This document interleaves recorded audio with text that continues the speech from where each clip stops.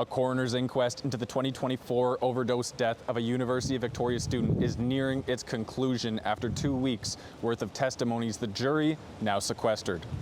Deliberations wrapped up Tuesday without a verdict. They'll continue until the jury is able to agree on the facts surrounding Sidney McIntyre-Starko's death and on recommendations for what key stakeholders can change to ensure this doesn't happen again.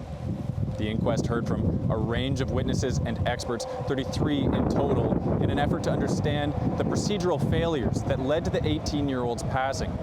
McIntyre-Starko and 2 other UVic students ingested fentanyl-laced cocaine, leading to her and another student passing out. What followed was a series of miscommunications with emergency dispatchers and security guards that delayed the administration of naloxone after the girls collapsed. The other student was revived. McIntyre-Starko was resuscitated, but later declared brain dead. McIntyre-Starko's parents say there are several recommendations they hope the jury makes.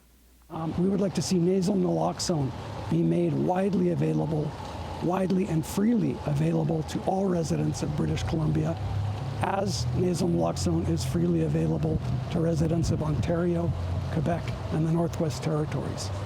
And most importantly, we would like to see BC Ambulance change their policies such that an ambulance will be dispatched if a victim or a patient calls in to 911 and they are unconscious and turning blue or not breathing.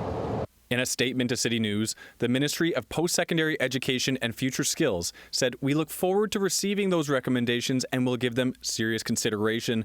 Our focus remains on how the ministry, along with our partner post-secondary institutions, can enhance the work that's happening in the sector to keep students safe on campus." A previous report commissioned by the university found multiple points where a different decision could have saved her life, issuing 18 separate recommendations to the institution, including having a staff member who can apply basic first aid in residences and bringing in an amnesty policy for those calling for help from getting in trouble.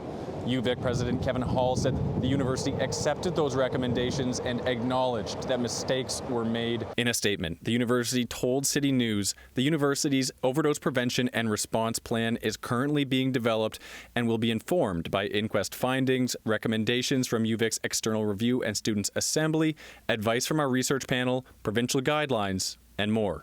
A coroner's inquest does not assign blame, but instead seeks to determine the facts related to a death and come up with ways to prevent similar deaths from happening. In Burnaby, Jack Rabb, City News.